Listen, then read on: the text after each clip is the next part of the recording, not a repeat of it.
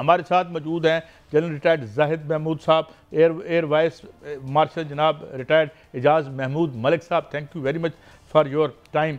Air marshal साहब, मैं आपकी तरफ आता हूँ।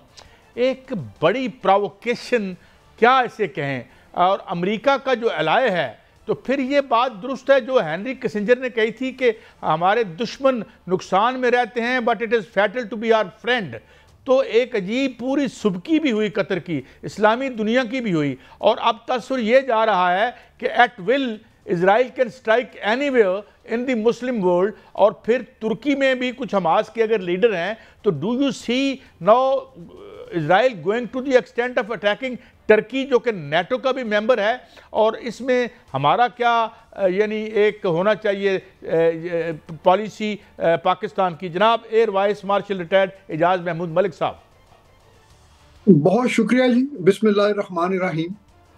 ये इजराइल की जो डॉक्ट्रिन है कि वो दुनिया में जहाँ पर भी वो महसूस करे कि वहाँ से कोई ऐसी एक्टिविटी हो रही है या कोई ऐसा पोटेंशियल थ्रेट डेवलप हो सकती है, वो वहाँ पे अटैक करने का उसने अपने तौर पे ये एक ऑप्शन ली हुई है, जिसमें उसको टेसिट अप्रूवल जो है वो अमेरिका की हमेशा रही है।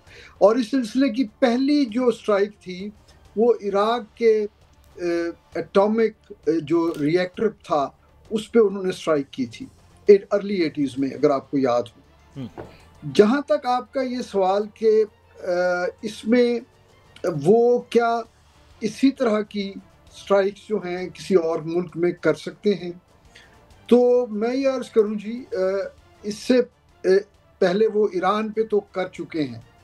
ज़ाहिर है ईरान के साथ तो उनका एक बड़े अरसे से एक सिलसिला चलता आ रहा है, क्योंकि ईरान को वो वाहिद मुल्क है जिसको वो मुसलमान मुल्कों में या जो मिडल ईस्टर्न दूसरे पूरे खत्ते के जितने अरब या गल्फ स्टेट्स हैं उनके अलावा ईरान जो है वो कभी भी उसका इसराइल के साथ जो है इस तरह के ताल्लुकात नहीं रहे रज़ा शाह पहलवी के बाद। तुर्किया वो इसलिए अटैक नहीं कर सकता क्यों, अगरचे वहाँ पे बिल्कुल जैसे आपने दुरुस्त फरमाया कि वहाँ पर इनकी मूवमेंट है हमास की लीडरशिप की, लेकिन तुर्किया जो है वो मेंबर है जी नेटो का, और अगर वो किसी नेटो मेंबर कंट्री पे अटैक होता है तो नेटो की जो चार्टर है उसका आर्टिकल 5 जो है वो फिर एक कंपल्शन है नेटो ब्लॉक पे कि वो उस पे रिएक्ट करे। इसी तरह एक और मुल्क है जहाँ पर हमास के लोग जो है वो मूव करते रहते हैं इन एंड आउट, और वो इजिप्ट है। लेकिन इजिप्ट के ऊपर भी इजराइल का अटैक कोई जो है फ़िलहाल जो तो अब तक के जो हालात हैं या जो इसके ऊपर एनालिसिस हैं वो शायद उसकी ऑप्शन भी वो ना लेना चाहे, क्योंकि वो बिल्कुल उनके साथ बॉर्डर है और फिर उनके साथ उनका मुआहदा भी है, ऑस्लो अकॉर्ड आपको पता ही है, तो वो उसकी बहुत सारी रेमिफिकेशन होंगी। तो इन तमाम लेकिन सर इजरायली जो वज़ीर दिफा है वो तो कहते हैं कि जहां चाहेंगे वहां पर हमला करेंगे, जहां उनके दुश्मन होंगे वहां पर उनको अटैक करेंगे।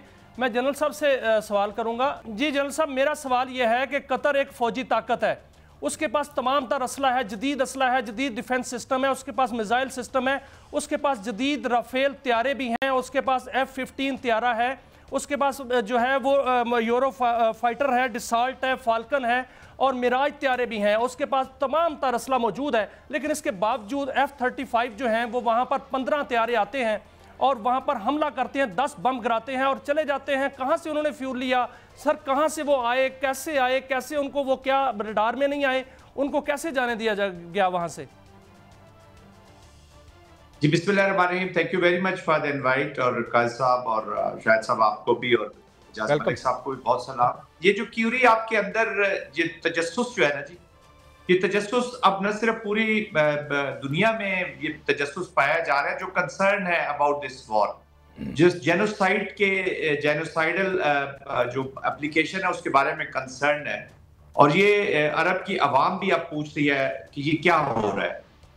But having said that, I think जो कतर का जो रोल है उसको लेट अस कीप प्रेजिंग जी, जो भी है, जिस तरीके से भी वो रोल प्ले कर रहे हैं, एक जो मेडिएशंस करवा रहा है, नेगोशिएशंस करवा रहा है, कम से कम इतना तो वो कर रहा है कि कुछ ना कुछ एफर्ट किया। उन्होंने भी पास्ट में इन्हीं के साथ खलील अल हैया वगैरह के साथ ही इन्होंने जो सीज फायर हुआ वो करवाया।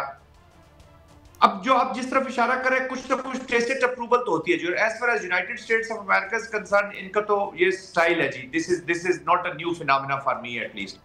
ये तो अभी रिसेंट पास्ट की आप बात कर रहे हैं। मैं तो 2014 में जब यमन में और मिडिल ईस्टर्न एप्लीकेशन हुई थी यूनाइटेड स्टेट्स की, और सऊदी अरेबिया भी उस जंग में जब शामिल था और ये सारा चल रहा था, तो उस वक्त भी कुछ ऐसे हमले कराए गए जिसमें इन्होंने सऊदी अरेबिया को भी जो इतला थी वो 20 मिनट पहले दी थी।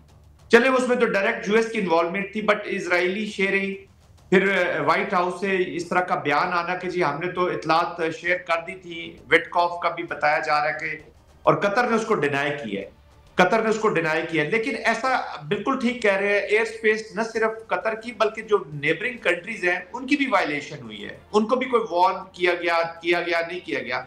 ओवरऑल मुझे लगता है कि ये थोड़ा सा टेसिट अप्रूवल्स के साथ ही ये कार्रवाई हुई है।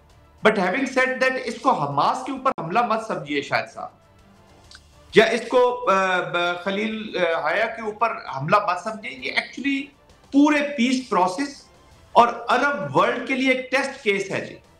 अरब वर्ल्ड को ये टेस्ट किया गया है before the application of the अखंड। यही मैं आपसे गाइडेंस लेना चाह रहा हूं कि क्या इस हमले से इजराइल ने ये पैगाम दिया है कि नो डायलॉग बट वार, और दूसरा उन्होंने अरबों को टेस्ट किया है, तीसरा सब जो इतना उनका जदीद असला वहां पर पहुंच गया, तो इसका मतलब है कोई भी उनके टारगेट पे है।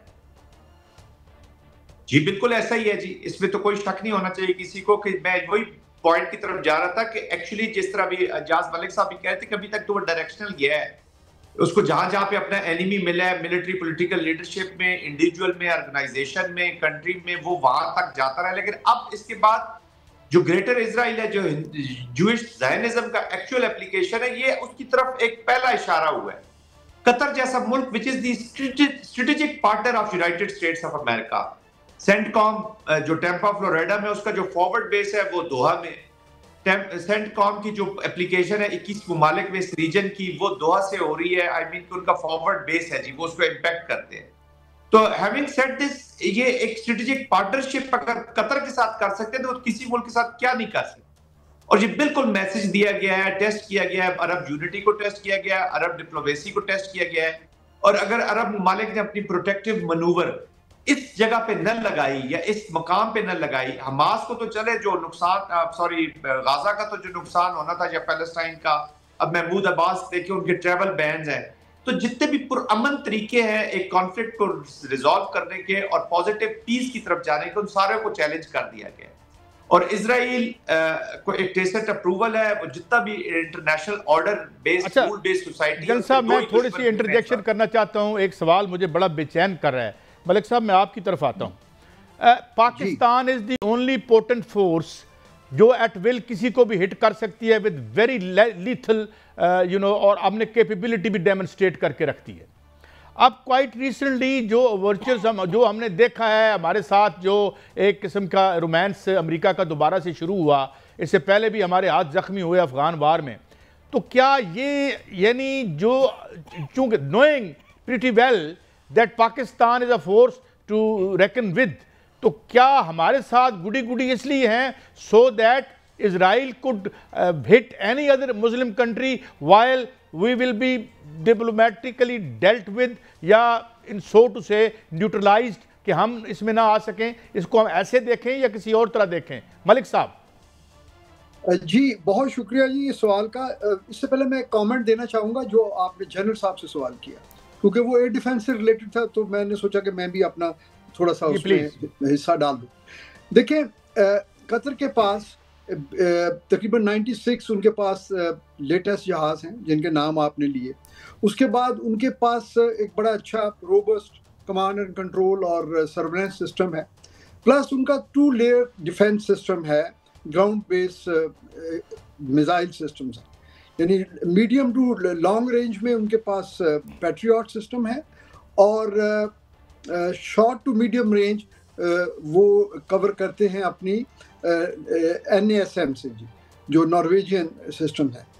और आयरॉनिकली इस वक्त जो अल अदीद बेस है वहाँ पे सेंटकॉम का फॉरवर्ड बेस है, और आयरॉनिकली इस वक्त कतर भी और इज़राइल इससे पेशतर वो उसको डील करते थे यूरोपियन कमांड से, अब वो भी सेंट्रल कमांड में है। और उसकी लॉजिक अमेरिका ने ये दी थी कि चूंकि अब इस खिते में इज़राइल के ताल्लुकात इब्राहिम अकॉर्ड और दूसरे अरेंजमेंट्स के बाद उनके ताल्लुकात बेहतर हो रहे हैं, तो उसके लिए हार्मनी क्रिएट करने के लिए इनको सेंटकॉम में उन्होंने शामिल कर लिया।